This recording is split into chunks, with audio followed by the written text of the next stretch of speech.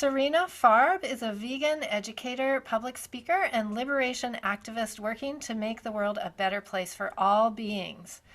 Being born and raised vegan in Kansas taught Sarina to think for herself and stand for justice, even when it's unpopular. Today, Sarina focuses on combining heart and science to empower individuals to see critically, to see past corporate propaganda, and to live ethically. Her projects include blogging, creating videos on her YouTube channel and Instagram, Born Vegan, and hosting the Science is Gray podcast. She also currently serves on the Plant-Based Network Advisory Committee, is a member of the American Vegan Society Speakers Bureau, and co-founded and organized the 2020 Climate Diet Summit. Her work and writings have been featured in numerous publications and works. And thanks so much for being here today, Sarina. Thank you so much for having me.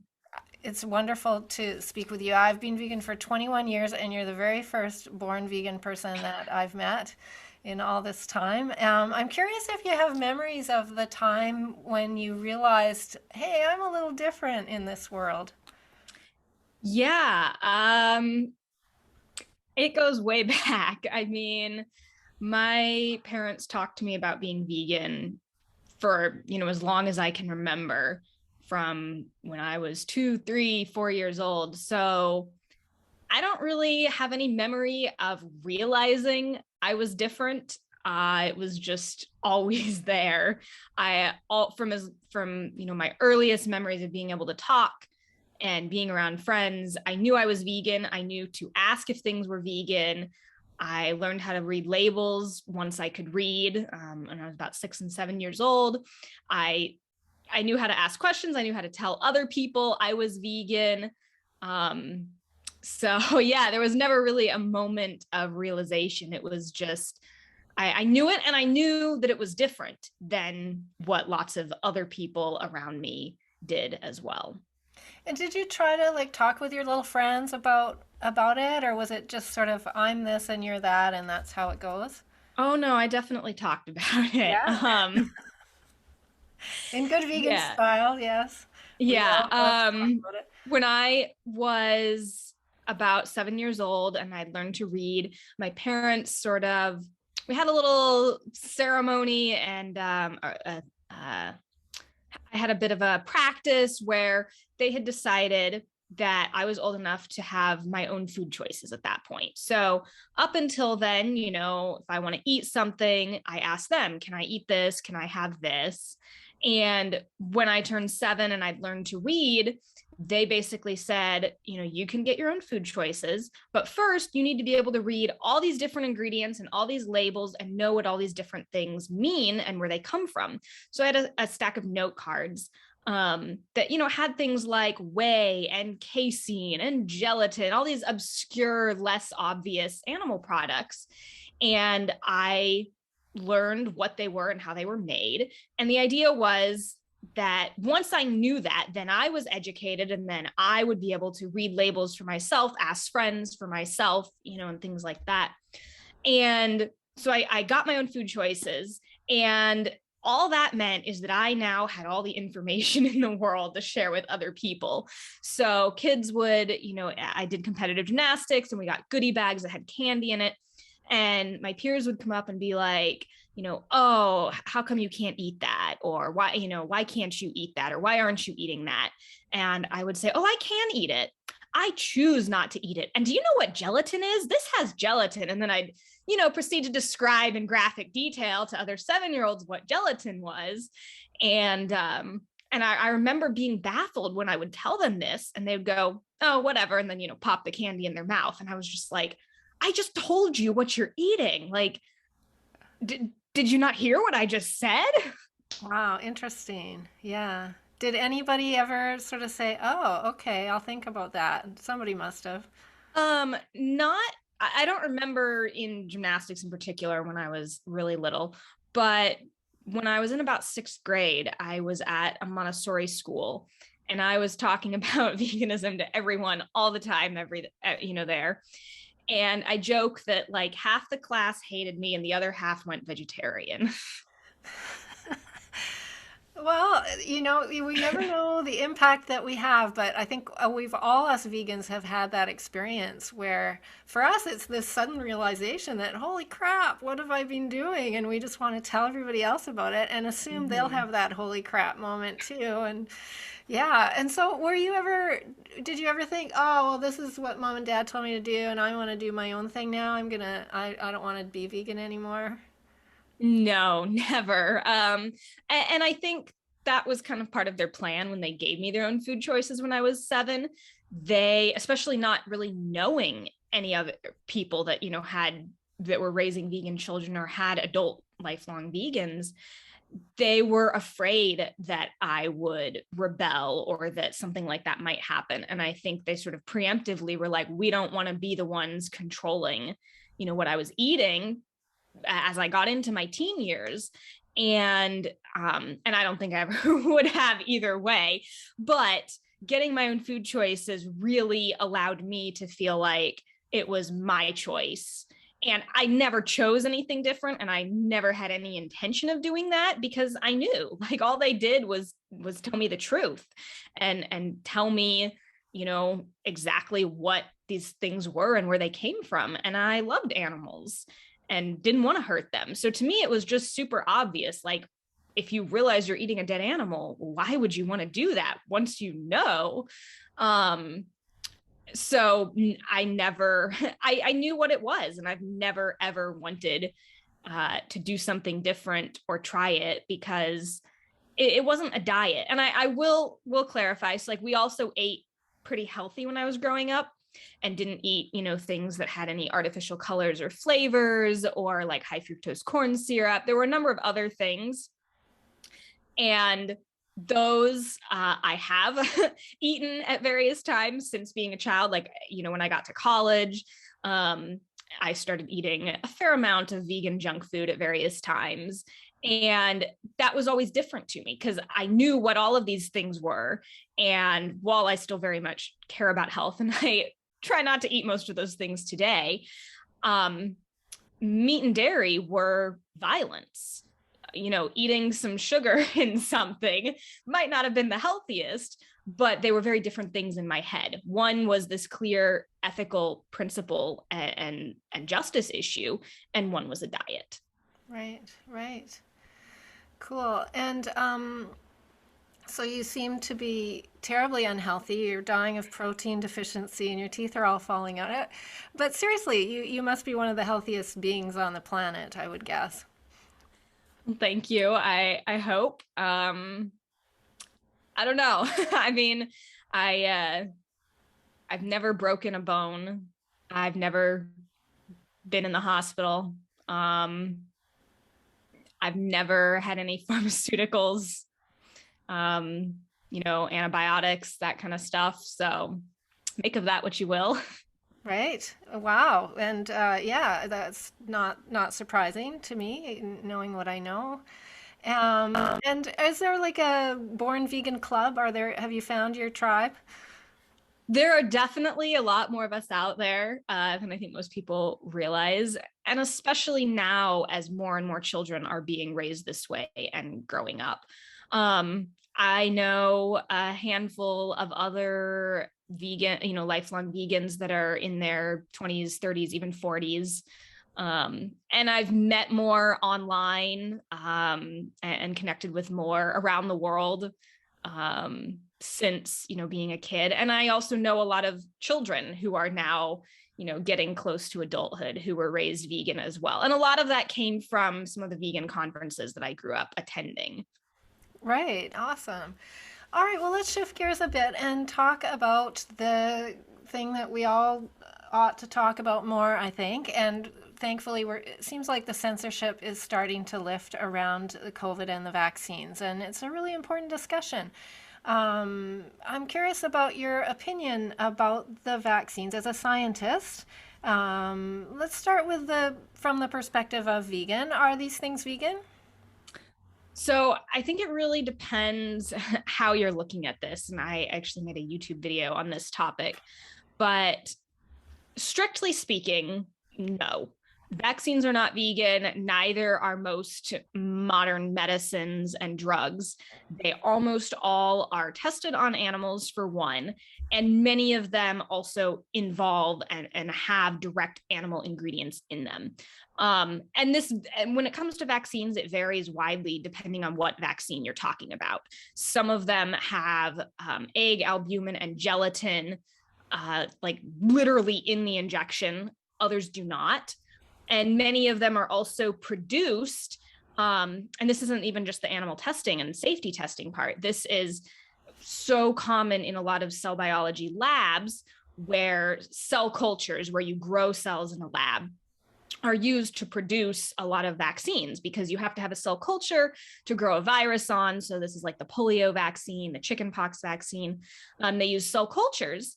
And one of the main inputs in cell cultures is something called fetal bovine serum, which is a very, in my view, horrific, painful product of animal exploitation that's basically baby cow blood.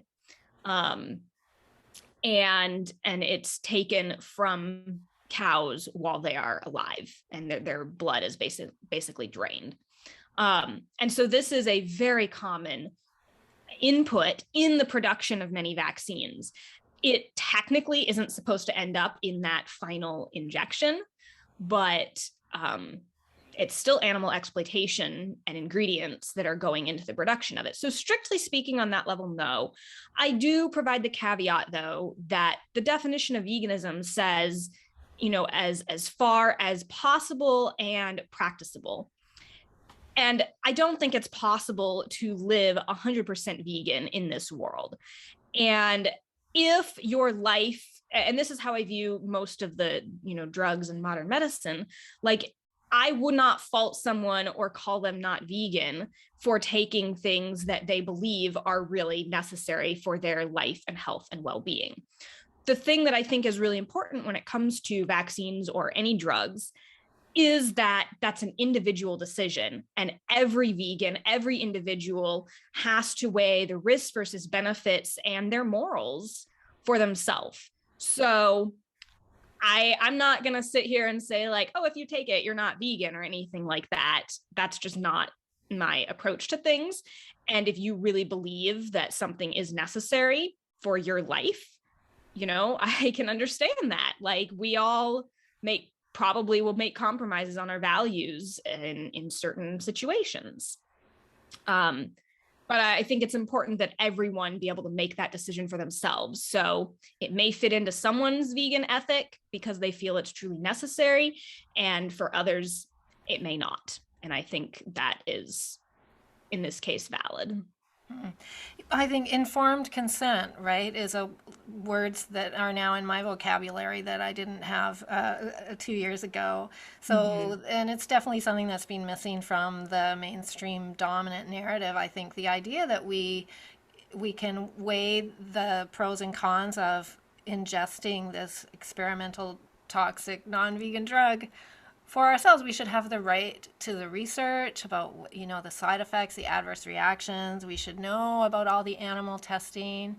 And that's been just sorely lacking in the dominant culture, it seems like.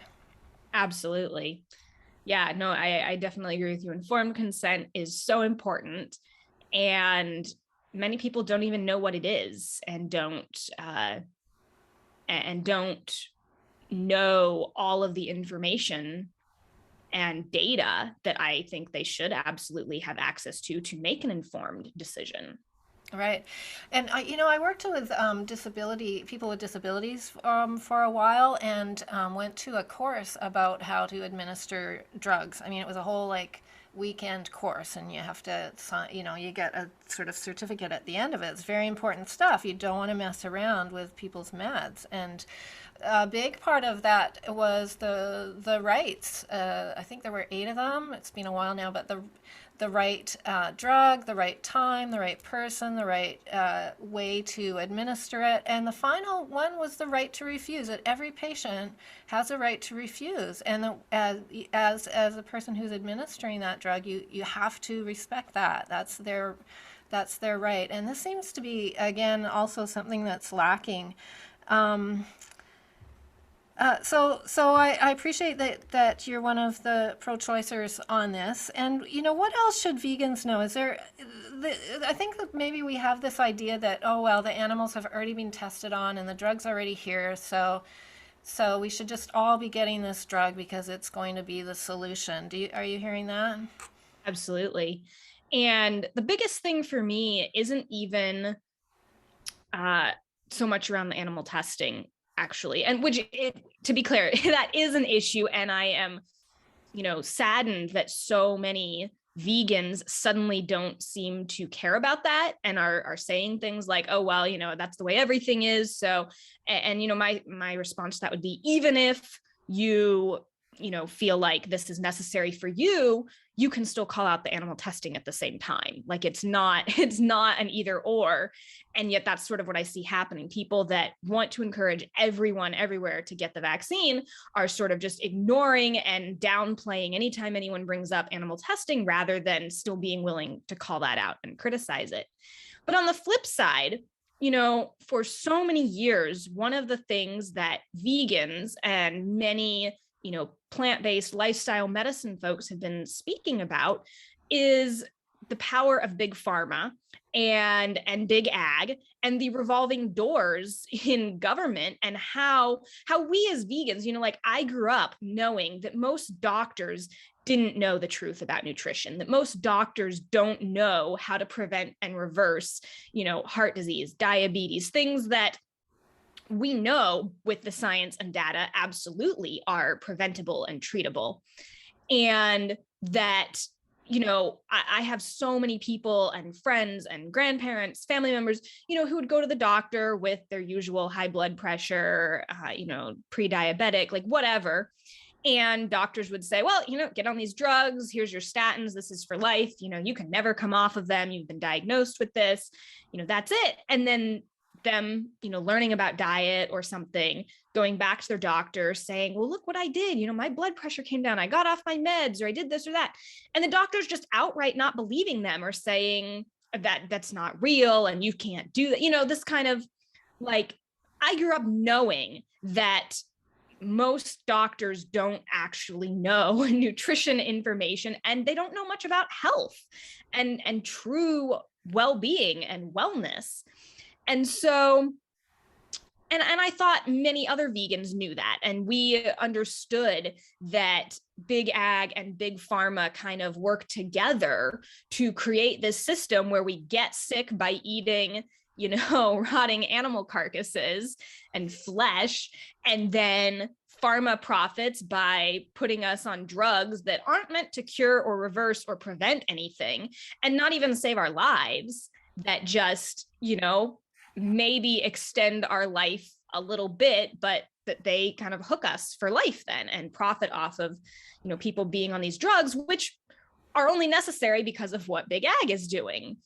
And then at the same time, big pharma is also, prior to the pandemic, big ag was one of big pharma's biggest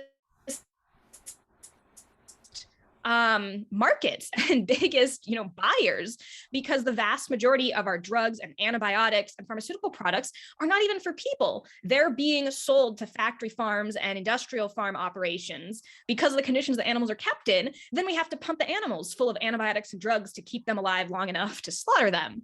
So it's like I thought vegans knew all this, and I thought vegans understood the connection between these two, and thus were sort of a little bit more skeptical of big pharma's model and how we looked at and talked about disease. And I feel like so much of that is just kind of, I'm very surprised at how many in the vegan community seem to be ignoring the animal testing and ignoring, pharma and big ag's past history of how they have behaved and what they have done, and are just saying, trust your doctor, trust the government, trust these scientists that work for these corporations and do what they say.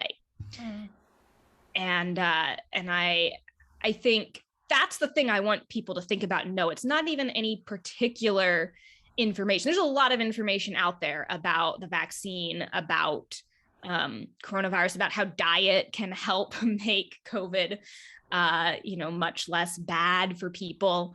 But I think the system and how the people in power have a history of exploiting diseases, pandemics, crises for profit is the most important thing that we should be recognizing right now. Mm-hmm. Yeah, the culture of fear is,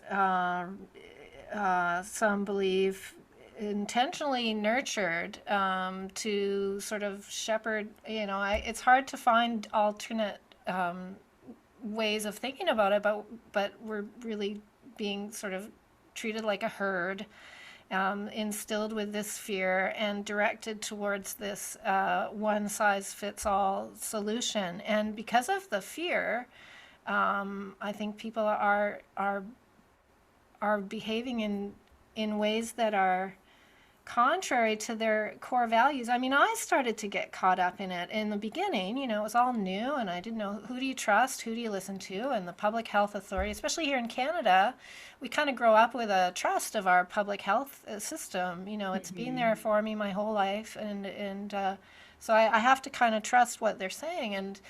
But after, once they started rolling out what they call a vaccine, and then I just thought, well, I'm just going to wait. I'm just going to watch and see what happens, because this is all so new. And then started to realize, they're really not talking about this, how healthy people are surviving it. I started to know some people who are vegan who had got through it quite readily, and they're not talking about that. They're not talking about early treatment. They're not, and started to kind of really question it. And then, started to get this pushback from I think the people who really just let their fear guide them into it's almost a place of regression into childhood, where you're sick, you go to the doctor fixes you. That's what we grew up with as non-vegans, right? And I think fear is a very powerful force in our bodies and minds to take us down roads. And then, well, of course, the human ego, once we start down a path and we want to be right, and we don't want to admit that maybe we should have another look at this. And the other thing that happened to me was like go in the grocery store, and I try not to go to the corporate grocery store too often, but they have some nice vegan healthy products. And so one day it occurred to me that the meat department, it's right there next to the big pharmacy in this grocery store. I mean, is that a coincidence? I don't know. Do you want to say anything about anything there? Should we move on? I mean, you made some very good points. Fear is very powerful, for sure. It kind of shuts down our critical thinking and our ability to question things. Yeah, it sure does. And then I talked to someone who said, you know what, I'm not watching the news and I'm not really afraid. And I thought, okay, I'm going to try that. And that seems to work nicely. Yeah. So let's talk about science then, because the comeback is always, well, it's science. It's the scientists and the science, and we need to follow the science. What should we know about that? So I am a big fan of science, but I'm a big fan of not corporate science, of independent science. And I kind of find follow the scientists. I distinguish between follow the scientists and follow the science. I think those are two very different things that also get conflated a lot. I do not believe in following the scientists. They are fallible human beings with their own biases who are conducting and doing this research. I like the idea of following the science a lot more, with some caveats, which is one, science is not inherently ethical or good or moral. It actually tells us nothing about what we should do and how we should proceed. So there isn't really anything to, follow there. Science can only tell us what is. It is our observations. It is our data collection. It's our way of sort of analyzing the world around us. The only way we can decide what to do with any particular science or data or information is with our human morals, right? So it's like, there's no science that tells us that, killing people is bad. Like, we can say, oh, when we kill, we can observe that there's pain, but why is pain bad, right? Like, that's not something science can't tell us, that pain is good or bad. It can tell us how much pain there is, how much of these, neurotransmitters or reactions or endorphins. But our human morals are what say, we think killing is bad. We think pain is bad. We think suffering is bad. These are things we want to reduce.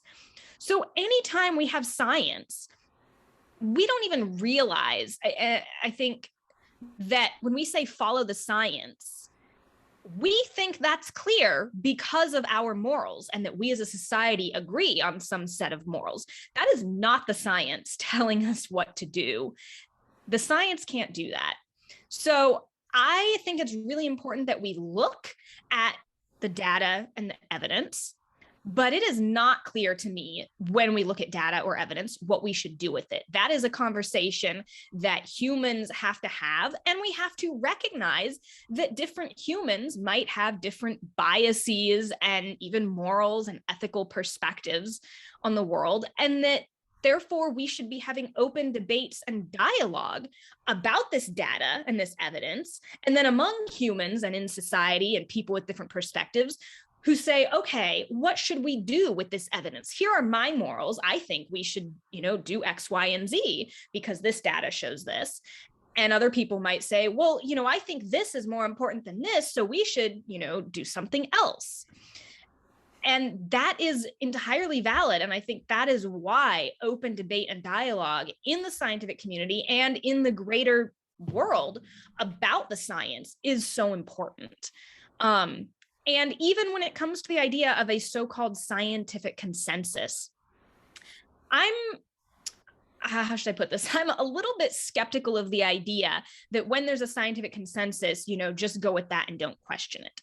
Because I think we need to be looking deeper. Like, when we have studies that say conflictual things, we have to dig deeper and ask why. Right? Like, if you have, and let's just go back to, say, plant-based nutrition. If you have a study that says, cholesterol is bad and it's, it causes heart disease. And then you have a study which, there are ones that try to say, oh, cholesterol is fine. It's not correlated with heart disease at all. I believe that there is, an objective truth out there on something like this. And that when we have two conflictual things, we don't just throw our hands up and go, well, 98 studies say that cholesterol is bad, so it's bad, and we're just going to ignore these two that say it's good. We have to ask why. What is it? How is this study designed? How is the data collected? Who funded it? And then we can go, oh, well, look at how this study was designed. It was designed in a way to not pick up this correlation between cholesterol and heart disease. Oh, that's how we explain that there's these couple studies that say something different. I don't think that, in the scientific world, you can just say like, oh, well, 70% of the studies say this, 30 say this, let's just go with what the 70 say. Like, that's not how science works. And when you have things that contradict each other, you need to ask why and look at, and the design of the study is so, so important. And this is something, that I can tell you personally. Like, you can set up a study to have a certain outcome based on sort of the question you're asking. My favorite example of this is smoking. We know that smoking is bad for you today, causes lung cancer, not healthy. And I used to ask this of my students when I taught high school too. Have you heard that smoking can help with weight loss, right? And we also know that obesity can be bad for you and harmful to your health. So if you set up a study where you make half the people smoke and half the people not, and measure their, BMI before and after, it is entirely possible that you could come up with a study that shows that people have a better, BMI and appear to lose more weight when they smoke. Okay, great. We just did something to make smoking look good. But the only reason that can look that way is because we weren't being holistic, and we weren't saying, well, what about the side effects? What about the cancer rate? What about these other factors? When you set up a study to look for those things, you get a very different answer about whether smoking is healthy. So that is so easy to do. You can just set the parameters and only look for one outcome and only measure one thing. And you can make any product or drug or any intervention that you're talking about look good or bad, literally based on what you're measuring. And so that's also really important when we're talking about the science or the scientific consensus. We have to be able to look at these studies, analyze them, discuss them, and not just suppress, people asking questions, not just suppress the supposed counter narrative that we don't like and say, well, there's a consensus, all the scientists over here say this, because that's just like popularity. If you're just saying, well, most of the scientists say X, Y, and Z, let's believe them, without actually looking at the data or looking at those other studies and seeing, are they valid? Why are there some that disagree? And we're not doing a great job of that right now.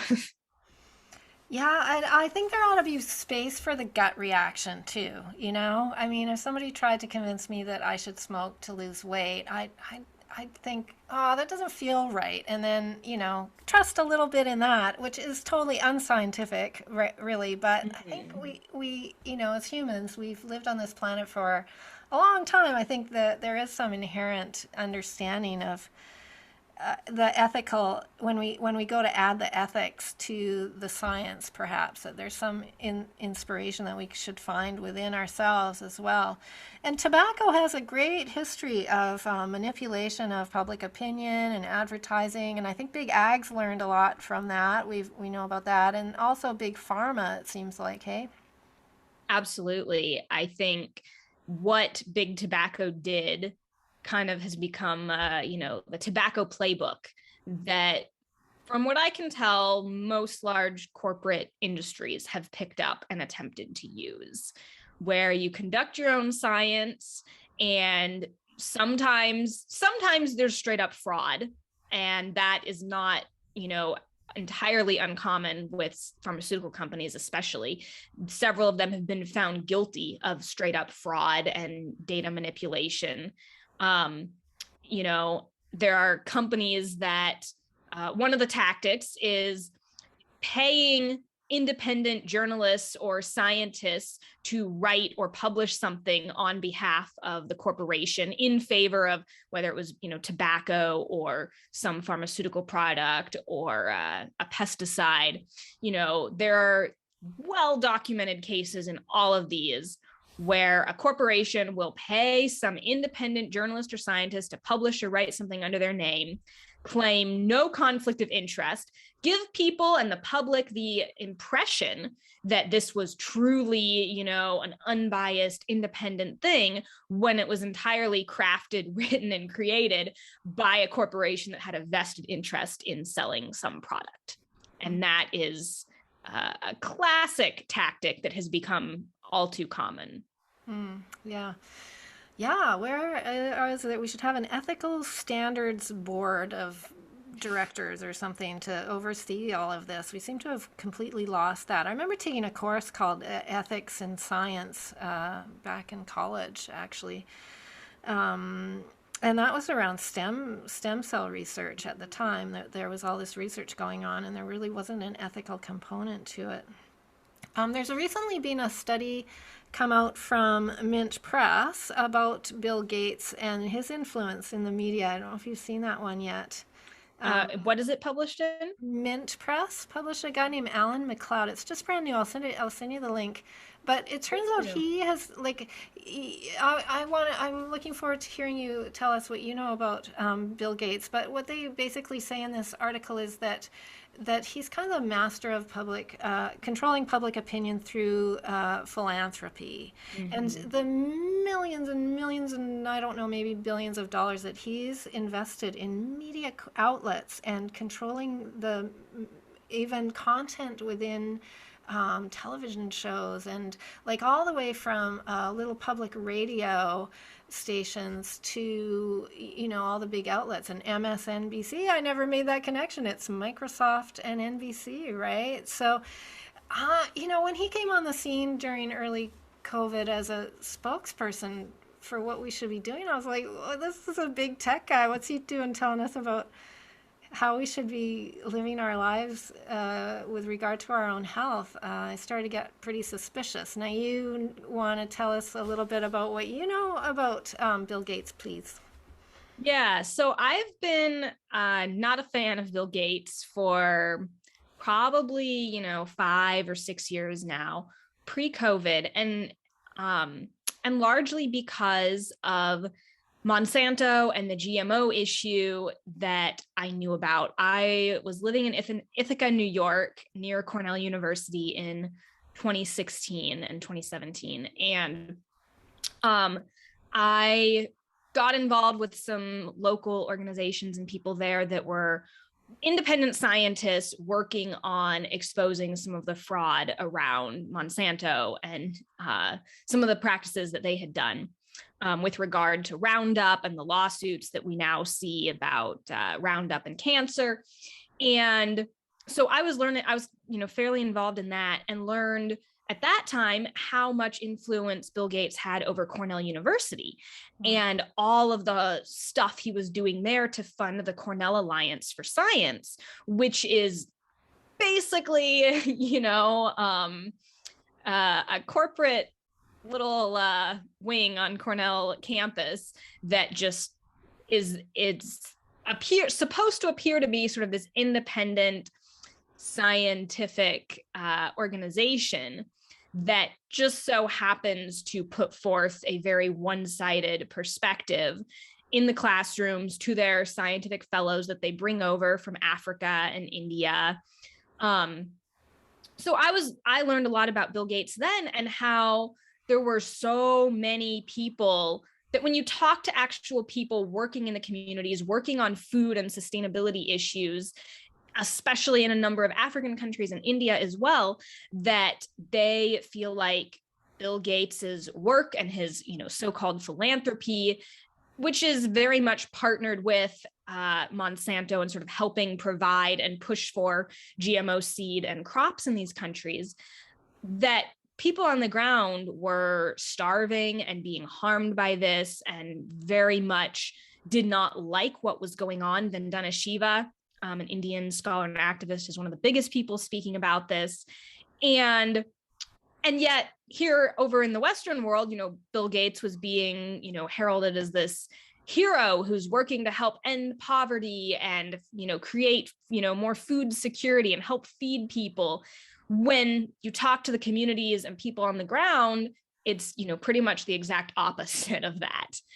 So I was sort of skeptical of him from that part, and skeptical from the perspective of, I'm very anti-corporate, and I have a lot of criticisms of capitalism and its connection to corporations as well. And so I just, have had a distrust of anyone with Bill Gates's level of power and influence, especially, when he speaks about things like climate change and then, flies around in his 4 private jets and 23 cars and all this. It's like, he's not doing anything to fundamentally challenge the root causes of climate change, and then gets held up as like, oh, he's inventing some new great technology to, cure climate change or stop it or something. When the reality is he is still benefiting and profiting from the very systems that have caused these issues. So I've, been skeptical of him from that perspective, and was then surprised when more people didn't see it, and more people at the beginning of the pandemic were just like, oh, Bill Gates, he's our great hero. He's, doing all of this, when he's I don't know if he still is, but it was between him and the US being like the largest donors to the World Health Organization, which people think of as this, again, independent, collaborative worldwide project of scientists. And then we have one random billionaire philanthropist who's the largest donor. You don't think that might mean he has some pretty big influence and sway on what's going on with the World Health Organization? And there have been a number of articles. So I haven't seen the one, I don't think, that you mentioned, but there was one in the Columbia Journalism Review that came out not too long ago saying, basically similar stuff, that, the Gates Foundation has given a ton of funding to the New York Times, to fact checkers, to NPR, and that when people have actually tried to analyze the coverage of like the Gates Foundation's work, that it's been very one-sided in these news organizations, and they only cite officials from the Gates Foundation. So like if you have a news article trying to cover whether his, food security work in India has been good or not, the only sources they cite are people from his organization talking about how great their work has been. So there's a number of, very well cited and researched articles that just in the last year or two have started to come out showing that Gates is very much using his philanthropy to look good. It's kind of a PR tactic. It makes him look great. And then it is blatantly, potentially biasing media coverage of him and his work as well. Yeah, I've heard that. I just learned recently that he was born a millionaire. I mean, he didn't just invent MS-DOS from nothing. He had millions of dollars to make lots of mistakes with. And he was taught at a young age about I think it was the Rockefeller way of being a rich person in the world. They figured out how that you become a philanthropist, and that way you get favorable media. And so it seems like Bill's just kind of taken that one step further and is now really literally controlling a lot of the message coming out of that. And, the other thing that's really disturbing about him is there's ties to Epstein, right? And that whole child trafficking situation. So scary stuff. And then this whole thing about buying farmland. He now owns like all this basically stolen native land in the U.S. Yep. Absolutely. It's yeah, I mean, and when you look, especially when it comes to PR and stuff, and you look at some of the videos from like his early days with the antitrust lawsuit against Microsoft, where he had a much more it seems most people don't look at, say, Mark Zuckerberg the same way as they look at Gates right now. People seem a little bit more skeptical of him. And I feel like the early media coverage of Gates when he was facing his antitrust lawsuit shows that he was not this, likable guy that everyone thought was some hero. They were kind of skeptical of him. There were claims that he had stolen the technology to even start Microsoft. And then it was like he started his foundation and did a total about face with his image, almost overnight. And it feels like that's maybe finally starting to crack a little bit right now with his divorce and connections to Epstein coming out. Yeah, I think really the clampdown, there was just the initial clampdown on the censorship. I mean, where you couldn't even say the word ivermectin, and just the smearing of all these brilliant doctors and scientists who were trying to provide some context to the whole conversation. Now I can imagine that was all orchestrated, right, from the very beginning to just try to shut us all up. And sadly, they did a pretty good job of it for a while there. But like you say, hopefully that's starting to crack. All right. So much amazing information. I love your podcast. Science is gray. What do you mean by that? Science is gray. So for me, and it can mean different things to different people, but for me, I started it because I was really tired of seeing science being portrayed as this black and white issue in the media. Like, you're pro-science or you're anti-science. If you think this, oh, you're anti-science. When that is just not the reality of how science works at all. And like I said before, science is not inherently good or bad. It just is. And we have to use our human moral compass to figure out what to do with science. So I started the podcast as a place to have those deeper, nuanced conversations that aren't just black and white, and that allow us to dive into those gray areas and explore things in an uncensored, way as well. Yeah. And it's always changing, isn't it? It's not like, I mean, it's always changing. Mm-hmm. even great, Newtonian physics gave way to Einstein physics that's now being challenged by quantum physics. And so, yeah, every day is a new day in the science world. And your YouTube channel, Born Vegan, has a little bit of a different slant then, hey?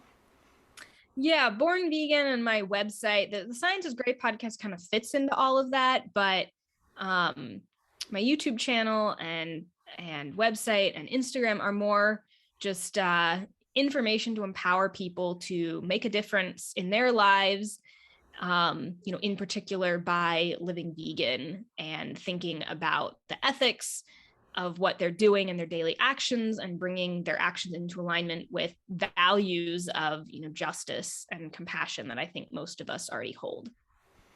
Cool. It's wonderful chatting with you, Sarina. Is there anything else you want to say as we go? I think we've covered it pretty well, and thank you so much for having me on. Absolutely. For if people want to dive more into some of these areas that we touched on, they can go to Science is Great podcast or Born Vegan on YouTube or your Instagram. Is your Instagram Born Vegan? Yeah, my website is bornvegan.org, and you can find links to my YouTube, Instagram, the podcast, all of that on there. The podcast can be found on iTunes and Spotify. It's the Science is Gray podcast. And if you search Born Vegan on YouTube or Instagram, I'll come up. All right. Thanks so much. Thank you.